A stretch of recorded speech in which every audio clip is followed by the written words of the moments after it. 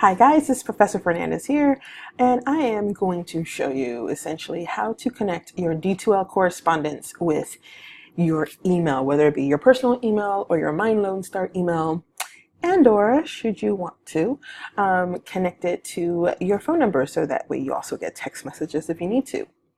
Now, let's talk a little bit about why you need to do this. You need to do this. The reason why you need to do this is because D2L has its own email system. So you have a My Lone Star email and you have a D2L email, which is great, except for the fact that you may not be checking D2L every day. Of course, at first, you're going to check it every day because you'll need to know some interesting announcements that I'll be saying at the first of the semester, but there will be a time in the semester where you'll check it a couple times a week. Some of you will check it once a week just to do the assignments for the week, and then you won't check it until the next week. However, I check it every day. I check it several times a day, and I send emails and messages to students through D2L. Now, sometimes these messages say, could you please redo this part of the assignment, or could you reformat an essay and resubmit it in by a certain time? And if you're only checking it one time a week, you're not going to get that message in time to do what you need to do to be successful in the class. So I'm going to teach you how to merge your D2L email and your email so that way you get all the correspondence that you need. And if you want to put your phone number in and get text messages when things go up, that's fine too. So here we are, we have our wonderful D2L class, or at least a good version of it. And I'm going to click here where it says student. Now, or actually my name. Now again, I'm going to say, or for the first time I'll say that I have the teacher version of this. And I just went to the student version. So your version should look like this. If it doesn't, then please email me. But it should pretty much look like this. So you're going to click on your name.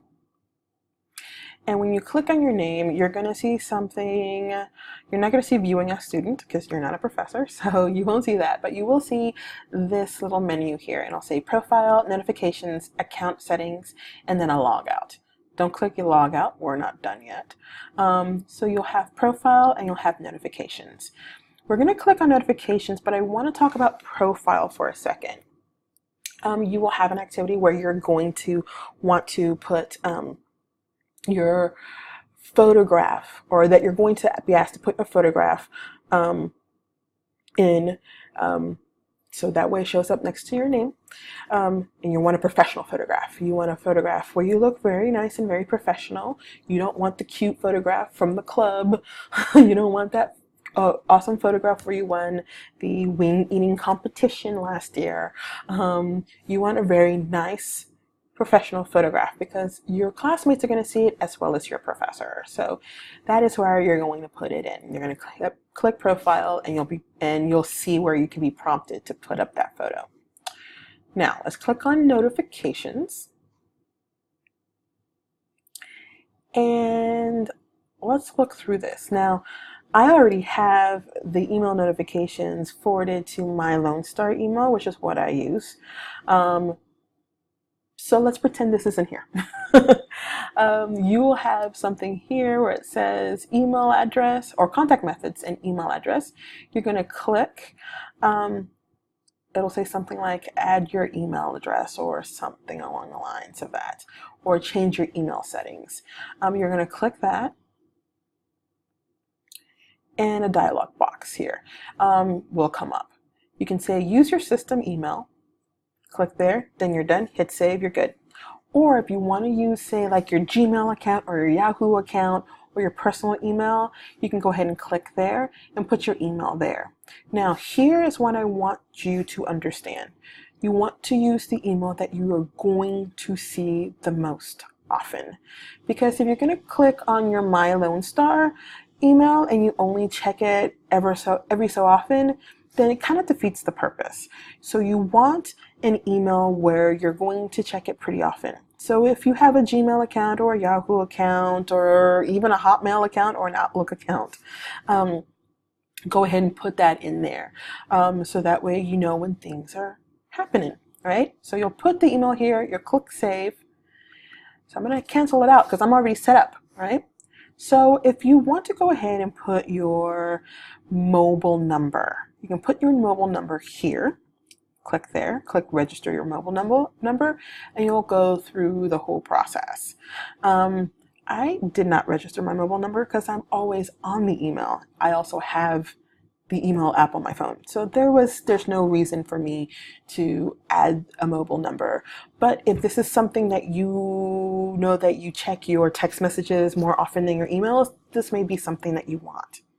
Right? So let me hit cancel. Now here's what's interesting. You want to look at the summary of activities. Let me explain a couple things. So it says here, email me a summary of activity for each of my courses. Now I have 5 courses that I teach. You have probably 5 or 6 classes. You maybe have 4 classes. You may just have the 1, right? So this is for all of your classes, this part right here. I pushed never because, again, I'm on D2L all the time.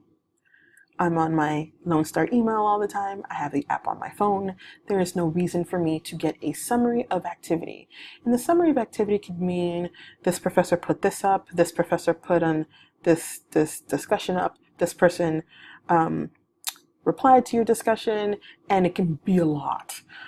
So it depends on how you want to interact. I actually prefer you to look at instant notifications here and how you want to be notified. So there's some things that probably you should click on. So say announcements. Whenever there's a new announcement uploaded, you may want to get an email. Because announcements happen when it's the beginning of a week and I kind of tell you what's going to happen for the week, and or 2, something's happening you need to know about, or maybe I extended a deadline, or maybe I've shortened a deadline. That's information you probably need to know pretty quickly. So when it says announcements updated, you can go ahead and click email, or if you're going to use your text messaging, go ahead and click there. So any new announcements that are available, you can click there. You can go through these and see when you want to be notified. There's some things you probably don't want to be notified. I create content for my classes, whether it's online or face-to-face, pretty often, so you may not want to get notified every time I create content. Create content can be anywhere from me uploading a file to me creating a discussion post to me just saving something, an old thing, into a different file. So you may not want to be notified every time I do that, because I create content and rework content a lot, and you'll get a lot of emails. So you may not want to use that. Maybe you want to click on discussions, new posts in a forum, topic, or thread that I subscribe to in instant notifications. So if somebody replied to your discussion post, maybe you want to know so you can reply back. Sometimes I'll reply back to your discussion post. So that may be something that you want to keep track of. Or maybe not if you check it a little bit more often than just once a week. We don't need anything with ePortfolio because we don't do ePortfolios. Grades would be really good. So every time I release a grade or update a grade, you may want to know. When, say, I'm done grading your essay, you'll know automatically that I'm done grading your essay. You can go check the grade, and there you go. And this is interesting too. Quizzes, due date or end date is 2 days away. So this kind of gives you kind of like a reminder that, hey, you have a quiz that's happening and it's due in 2 days, you may want to get on it. So that may help you be successful in class. Okay, so this is, if I were you, I would go ahead and go through these, see which things you want to be notified about, which things maybe you don't want to be notified about, and how you want to be notified. This keeps you in constant contact with the class and should something happen, like say, hey, the school is going to be closed on these days for whatever reason, then you'll get that information from me as quickly as possible. All right, that's all I have for you. I hope this was helpful, and connect your correspondence to your emails, please. Thank you.